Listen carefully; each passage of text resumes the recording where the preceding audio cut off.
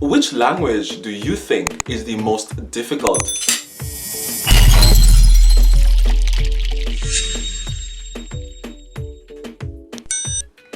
Yes guys, it's your Roman here getting into the top 5, and this week I'm talking about languages. So first of all, I'm a teacher and I love studying languages, but I often find myself complaining like, oh my god, French is so difficult, oh my god, Japanese is so difficult, and maybe because English is my native language or my native tongue, I'm a little bit biased. But then the other day I was explaining an English concept and I'm like, damn nigga, English is messed up.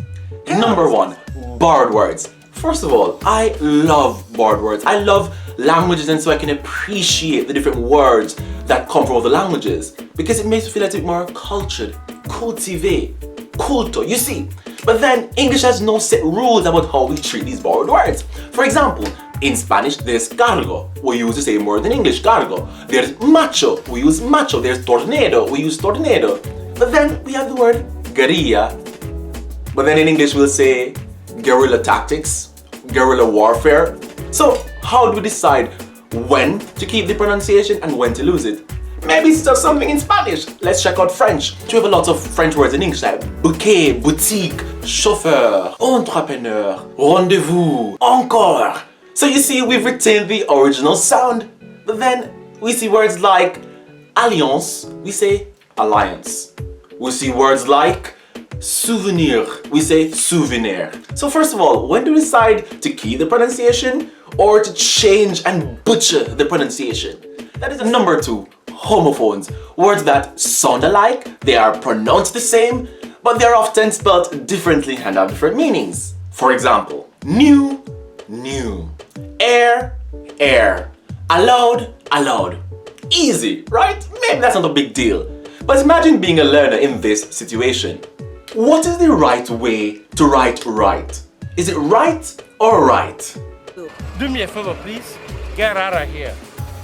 Get out of here, man. No, like seriously, all I'm hearing is the word right. So how do you distinguish which is right?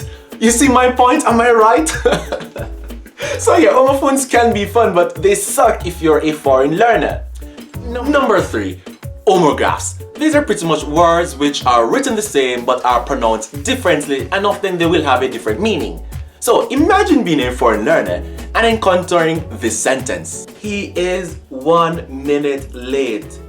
That is a minute detail. What? So that is just one example of a word that looks the same but it's pronounced differently with a different meaning. So the first is minute, which speaks to the time. The second is minute, which simply speaks to small. It's a small detail. See what I'm saying? So we have also the word live or live. Bro, what are you talking about, man? Number 4, and this one really m'énerve beaucoup. Silent letters. Seriously, silent letters. Look at the word climb. Why don't we just say climb? Look at the word knee. Why don't we just remove the K? To know, why do we have the G there? That don't make no sense. Would it just not have been easier to just take off the letter? To just forget the letter? But no, because y'all want to make your language sound complicated and seem complex and seem like it's, I don't know, you want to make your language seem difficult, you just added random letters, like seriously. And if y'all think that was difficult, wait until you see number 5. The famous in, on, at. Oh yeah, prepositions. Yo Roman, where are you? I'm on the train.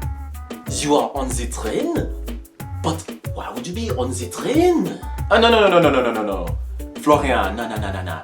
When I say I'm on the train, I mean that I'm in the train. Ah! But why didn't you just say that you are in the train? That would have been much easier. Alright, so perhaps you think that I'm exaggerating. Let's look at a few more prepositions. Hey Roman, where are you? Mec, I'm at the library. No, Jean-Pierre, no. When I say I'm at the library, it just simply means I'm in the library. Get inside, dude. Many months later. Yo, Jean-Pierre, what's up? It's been a long time. Where are you at? Hey, my friend, I am at Canada for the holiday. Nah, Jean-Pierre. You're not at Canada, but you're in Canada. I have a question. How is it that I am at the library, like you said the last time, but I cannot say that I am at Canada? And if you guys are still not convinced, I have a little test for y'all.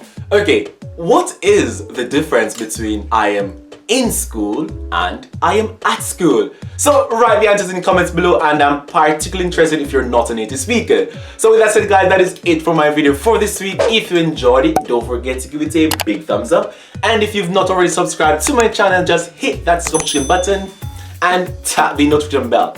See you next week. Ciao, ciao.